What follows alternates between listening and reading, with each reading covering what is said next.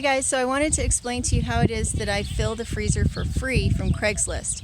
We don't do this with people's pets where they ask us not to butcher the animal. We only do this with generally juvenile animals where people started breeding, they had more production than they thought they were going to, or they had purchased animals thinking they wanted to get into farming and then they decided they didn't want to.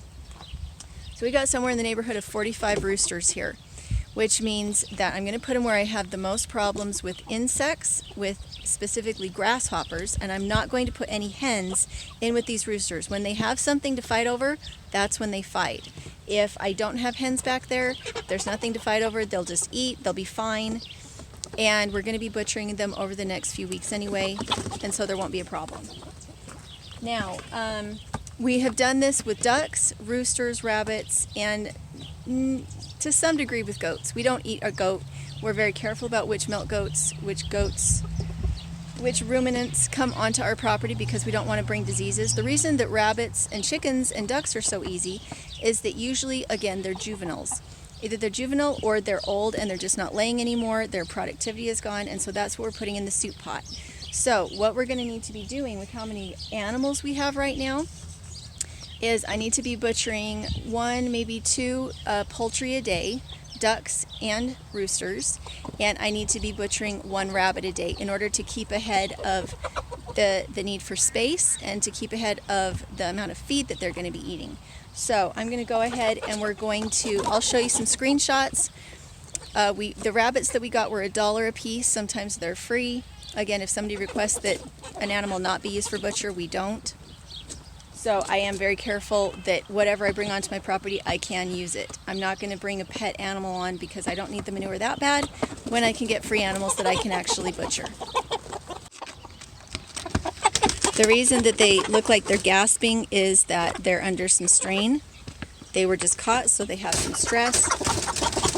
But we're having to wait until we have our big mean rooster that we're getting rid of out of the pasture with the geese. We only keep him in with the geese so that he can't hurt the hens. And so we will be there's a big male in here that we'll be putting in with the hens now, and the rest of these guys are going to go out in the goose pen with the geese because they cannot harass the geese. The geese are too big. Don't want to fly out because that's what they're going to try and do. Come help, please.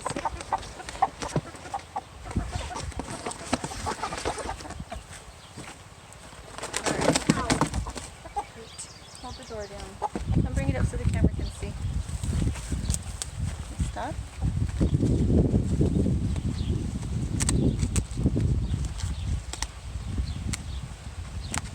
Turn over.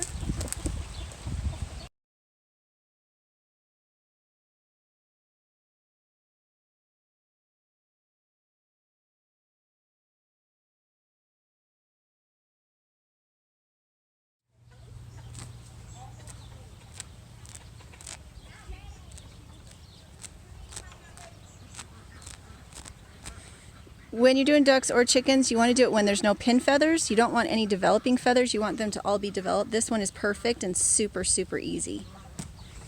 On this one, this is a rooster, a chicken, and with them, it's usually better to soak them, to dip them. But for just one chicken, I don't know if I really want to. So we should be fine just plucking him dry. Even though with chickens, it's way easier to pluck them after they've been scalded. This duck is super easy without scalding, and with ducks it doesn't seem to make a difference. Hot water does not loosen these feathers. Okay, so one thing I wanted to say, and it's a big deal, is if you're not incrementally and frequently butchering, for one thing you forget how to do it. For the other thing, you're not really noticing the health, the weight, the intestines of your animals until the very end, so you're not learning as much. Now, we're not going to butcher all the animals at once. The girls are back there trying to get the rest of the wings clipped. And we've got a talker. They're super noisy. So, if you have a whole bunch of animals, my suggestion is butcher frequently. Butcher at least once a week, so that you can kind of gauge how quickly they're growing, which ones you prefer to butcher, which breeds you prefer, especially if you're getting them off Craigslist. You're going to have a whole bunch of different breeds. And if you butcher one at a time, you'll actually see, oh, this is a batch I want to keep, I want to hold on to. They grew big faster. They were easier to butcher. Let's not butcher all of them. And you may find another group, you're like, well, I wasn't such a fan of these. Let's not do these ones again, especially if you're planning on breeding. So, just doing 2 birds is super easy. We're going to do one more rabbit. All right, one really good sign on your animals is that there's no dandruff, because if it looks like there's dandruff and a lot of powdery stuff, it can be mites, it can be lice. But our birds, and these are from other people that we've just kept around for a few weeks.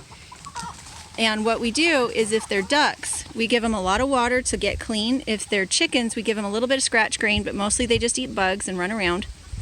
But we make sure they have lots of good water, minimal amounts of grain, and lots of sunshine.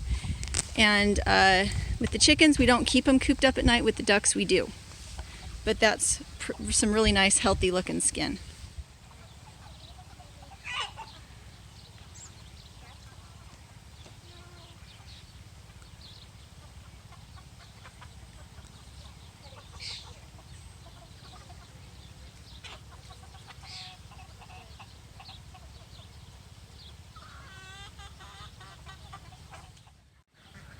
If you're going to butcher in the summer, try to stay in the shade. Do it in the early morning hours before flies come out.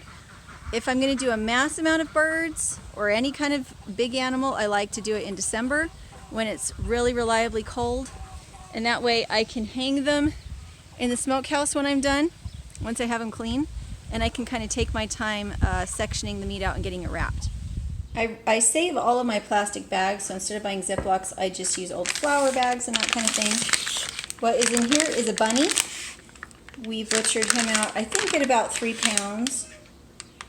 And it's just perfect for 3 people. But rabbits can be triggers for some people, so I'm not going to show you the butchering of the bunny.